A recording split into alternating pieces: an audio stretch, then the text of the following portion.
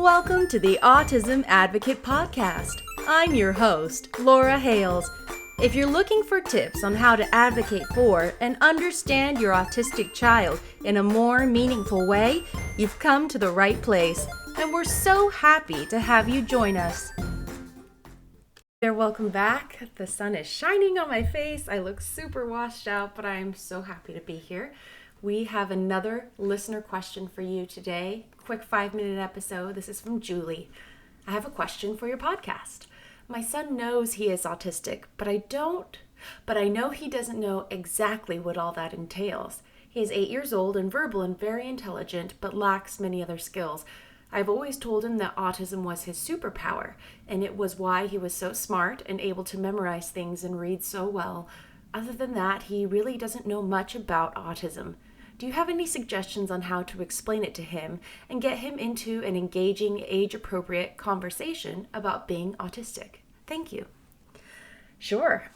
So the tricky thing about answering this question is it's always so individual to your child. So you've given me some really good details about how to best answer this question, but at the same time, our viewers or listeners who may be saying, well, that wouldn't work for my kid.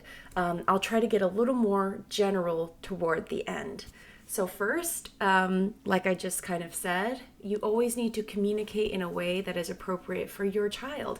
So you have articulated that he knows he is autistic, whatever that may mean to him. He's verbal and very intelligent. Okay, so I would appeal to his cognitive abilities. I would perhaps think about when he best really understands information. And for many autistic people, it may not be an emotional situation. It may be more of an information situation. So whether that's writing information down, referencing certain articles for him to read and digest, maybe going over together certain articles. Now, again, this is for a child who you have described as being verbal and very intelligent. So that may not be where a lot of our other listeners are at.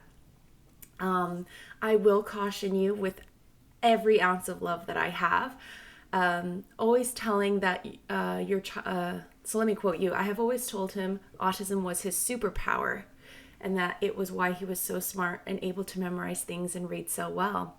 Now, this is something that is repeated often. It's a wonderful attempt to bring positivity into something that can bring a lot of challenges to people in an effort to look on the bright side, right? Here's where the caution comes in. It's not necessarily accurate, honest, or reflective of the real struggles and frustrations that come with an autism neurology.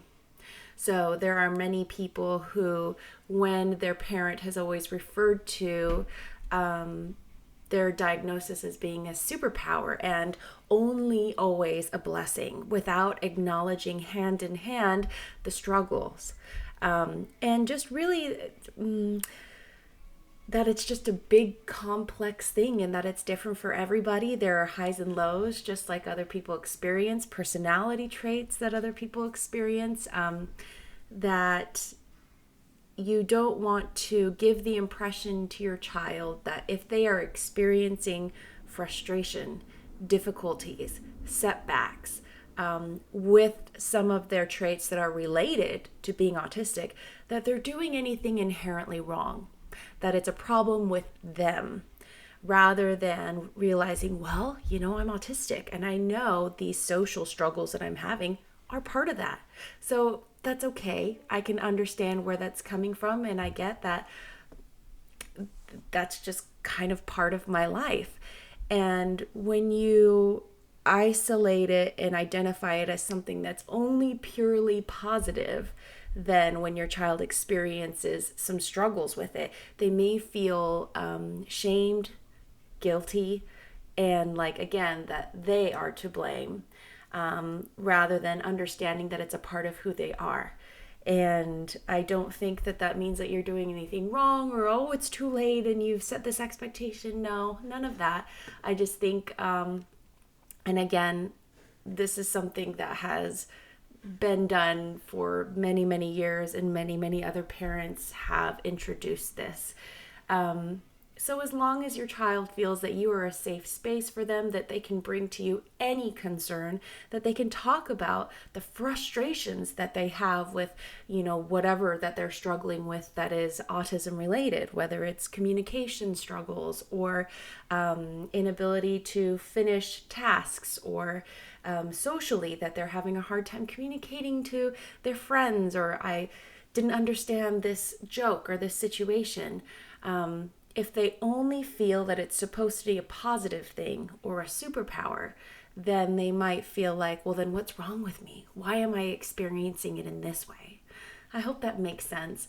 Now, on the flip side, we also don't want to demonize autism, because that's just not what it is. It's not a positive or a negative. It's just a neutral. It is an existence.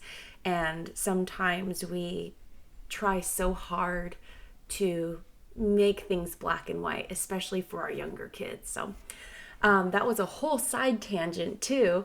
I would just say address it in a way that's most appropriate for your child, and communicate it in a way that is their preferred method of communication.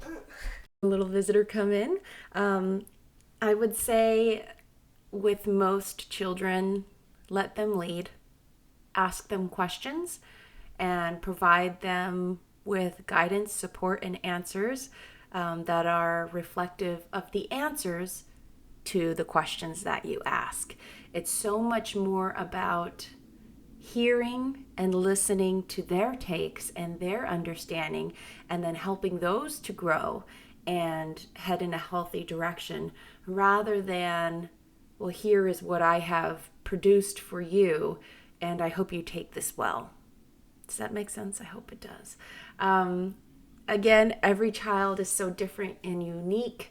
This might be effective for some kids. Some kids might need something that's so much more emotional. Some kids might thrive more on something very black and white, like I said, like an article that you're referencing. Some kids might use a lot of pretend play that might be very helpful. And some kids, you may have the words autism around, but it may not become very meaningful for them until they're ready to talk about it. So I hope that was helpful for you, and I will see you next time, and you're going to love the next episode. We are celebrating successes of all of our autistic friends.